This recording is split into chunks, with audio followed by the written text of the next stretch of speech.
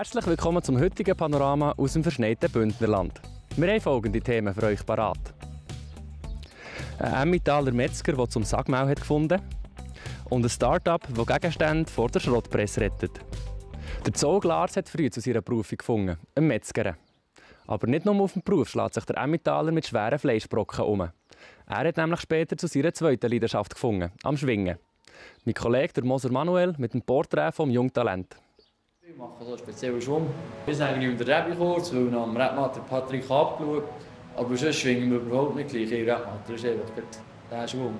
Wie funktioniert der Rebikurs? Es ist eigentlich normal in den Griffen. Und dann ziehst du es ziehen.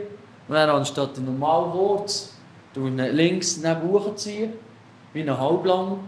So neben Buchen ziehen. Und dann hier oben tust du Kehren kurz. Und dann tust du es in die Luft oben kehren. Und dann ja. Du bist Metzger. Jetzt musst du mir noch sagen, was ist für dich das beste Stück Fleisch? Oder was hast du am liebsten? Das ist so ein Standardding, Cordon Bleu. Das habe ich sehr, sehr gerne. Wo es dann so ein bisschen edler darf sein, habe ich sehr, sehr gerne ein Rindsrückensteak. Die habe ich gelesen, auf schlussgang.ch steht deine Schuhgrösse 49. Stimmt das? Und wie schwierig ist es, um dort passende, vielleicht auch verschiedene Schuhe überzukommen? Ja, die Grösse stimmt. Es ist ein 49. Und es geht so schwierig. Mit Schwingschuhen kann ich im Jakobmarkt beziehen. Und dann schaut dann direkt bei Puma und dann geht das schon. Und dann sonst Schuhe ist einfach von Jakobmarkt, im Schuhparadies. Dort finde ich auch Schuhe. Und wo ich auch Schuhe finde, ist im Bäckersport. Aber sonst, so in den normalen Schuhen, dann wird es schon schwierig. Gib mir doch mal einen Einblick, was nach dem Schwingfest läuft. Trinkt man jetzt als Schwinger mit der Kollegen einfach ein Bier und geht danach heim? Oder wird es auch mal später? Es kommt ganz darauf an, was für ein Schwingfest es ist. Weil es ja gerade Anfang der Saison, wenn das Fest durch ist, tust du zusammen zu Nacht essen. Dann tust du zusammen, ja, manchmal gibt es ein Bier, manchmal nehmen wir auch kein Bier, ist nie gleich.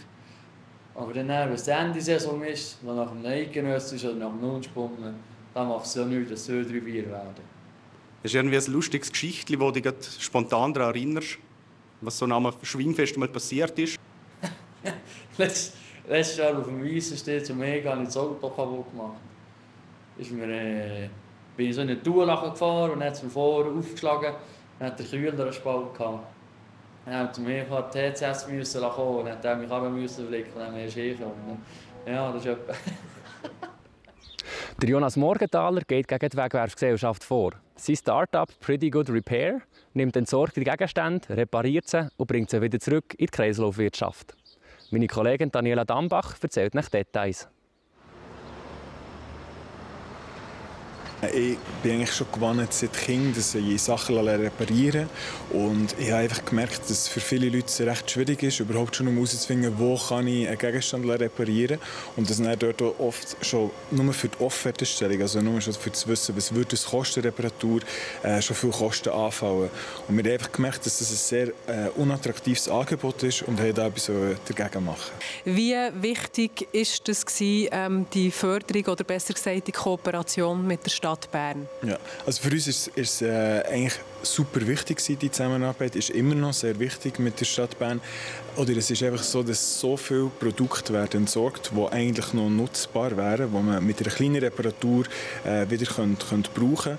Und wir haben hier natürlich mit den Entsorgungshöfen eigentlich einen super Ort, wo die Produkte eben gespendet werden können, an Pretty Good, und dann so eigentlich wieder in den Nutzungskreislauf zurückkommen.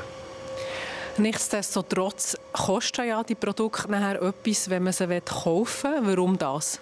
Es ist natürlich gleich mit Aufwand verbunden. Oder? Also die Produkte müssen abgeholt werden, dann müssen sie triagiert werden, es muss geschaut werden, muss eine Reparatur stattfinden oder nicht. Sie müssen gereinigt werden, man muss beschreiben, was ist das für ein Produkt und dann wieder irgendwie zum Verkauf bereitstellen. Und das alles ist natürlich ein Aufwand, der entsteht und der hat halt auch seinen Wert und darum verkaufen wir die Produkte. Inwiefern kann man sagen, ihr macht mit Schrott Geld?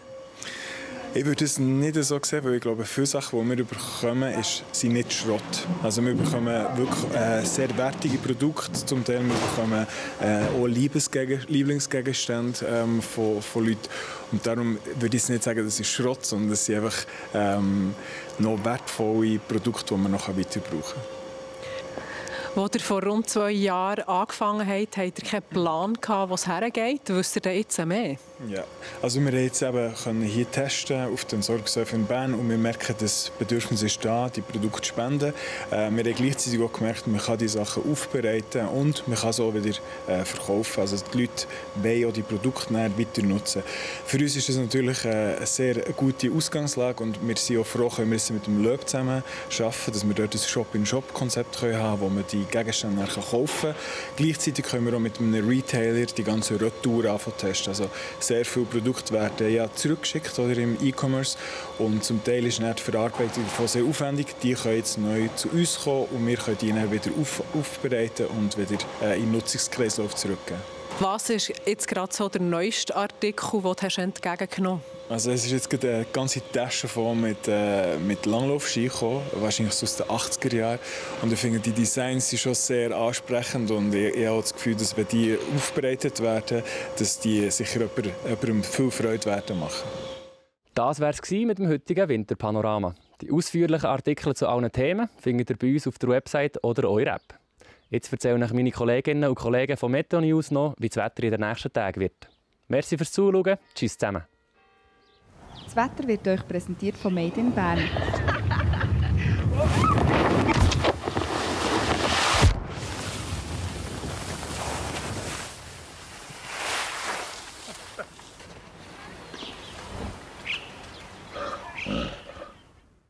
Herzlich willkommen bei Ihrem Plattform Jodwetter für den Kanton Bern. Es freut mich, Sie wieder zu sehen. Ja, heute am Morgen hat sich der Start in den Tag mit vielen Wolken und am Vormittag teils mit kräftigem Regen gezeigt. Am Nachmittag hat es dann abgetrocknet und zum Teil flotte Auflockerungen gegeben. Das bei rund 10 bis 13 Grad. Am Donnerstag bestimmt es Zwischenhoch unser Wetter mit recht trockener Luft. In Bodennähe liegt aber ein bisschen mehr Feuchtigkeit, was sich in Form von Nebel äußert. Mit Nebel oder tiefem Hochnebel starten wir im Flachland bis auf rund 800 Meter in den Vormittag. Der löst sich gegen oder am Mittag zunehmend auf. Sonst zeigen sich teilweise ein bisschen dichtere, mittelhohe und hohe Wolkenfelder.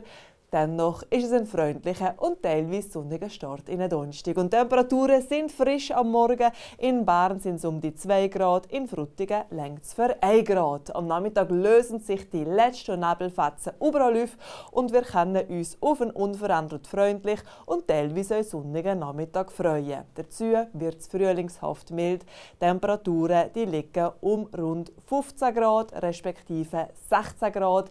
Im Flachland haben wir am Vormittag wenig Wind, am Nachmittag geht ein leichter Südwestwind. Und auf den Bergen geht ein leichter bis mäßiger Nordwest- bis Westwind. 0 Grad Grenze, die liegt auf rund 2700 Meter. Es gibt ein tolles Wetter, das Winterspörtle. Jedoch haben wir eine erhebliche Lawinensituation. Bleiben Sie mir bitte auf den markierten und präparierten Pisten.